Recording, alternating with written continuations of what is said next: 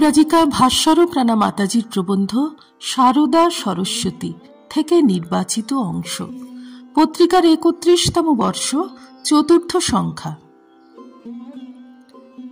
যখন স্বামী সেবার জন্য শ্রী শ্রীমা সারদা দেবী দক্ষিণেশ্বরে এসেছেন, তখন একদিন এক মহিলা ভক্ত তাঁর কাছ থেকে ভাতের থালাটি নিয়ে শ্রী রামকৃষ্ণকে নিবেদন করেন।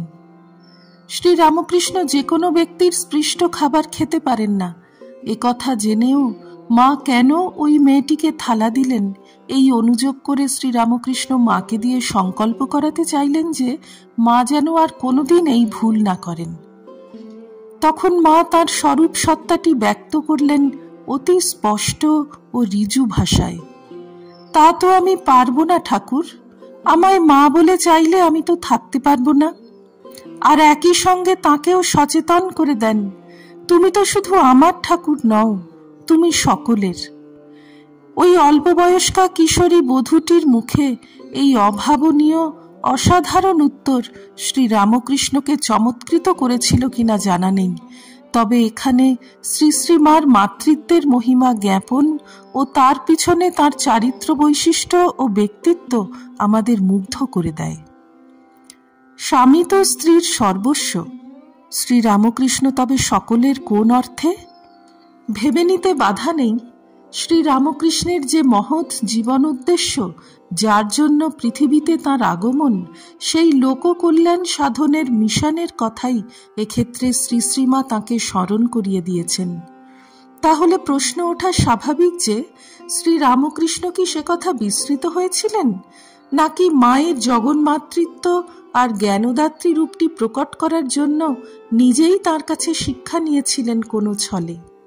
ভাবতে আশ্চর্য লাগে, ওই কালে শ্রী রামকৃষ্ণের কাছে নরেন্দ্র রাখালাদি যুবকগণ বা গৃহস্থ ভক্তবৃন্দ সকলেই তাঁর প্রেমা ভক্তি, ঈশ্বর তন্ময়তা, মুহুর্মুহু সমাধিমগ্নতা ইত্যাদি ভগবৎ ভাব দেখে তাঁর প্রতি এক অপার্থিব আকর্ষণ বোধ করেছেন ঠিকই, এবং কেউ কেউ তখনই তাকে ঈশ্বরকল্প পুরুষ বলেও ধারণা করেছেন, কিন্তু কেউই তাঁর জীবনের, তার আগমনের গূঢ় উদ্দেশ্য সম্বন্ধে অবহিত হননি বা সে সম্বন্ধে কোনো কথাই উচ্চারণ করেননি।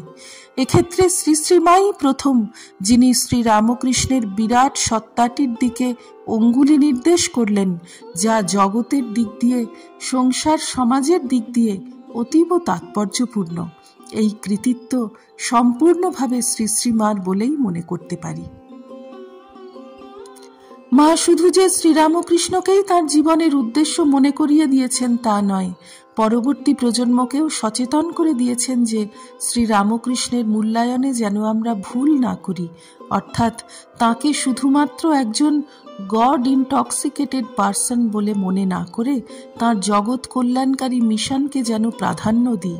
পরে যে ভাবটি শ্রীরামকৃষ্ণ নিজেই ব্যক্ত করেছেন শিবজ্ঞানে জীবসেবা মন্ত্রোচ্চারণের মাধ্যমে, এটি স্বামী বিবেকানন্দকে তীব্রভাবে অনুপ্রাণিত করেছে মানব সেবায়, যার ফলে শ্রী রামকৃষ্ণ ও তাঁর মিশন জগৎ সভায় তথা বিশ্ব মানব হৃদয়ে একটি চিরস্থায়ী শ্রদ্ধা ও বিশ্বাসের আসন প্রতিষ্ঠিত করতে পেরেছেন।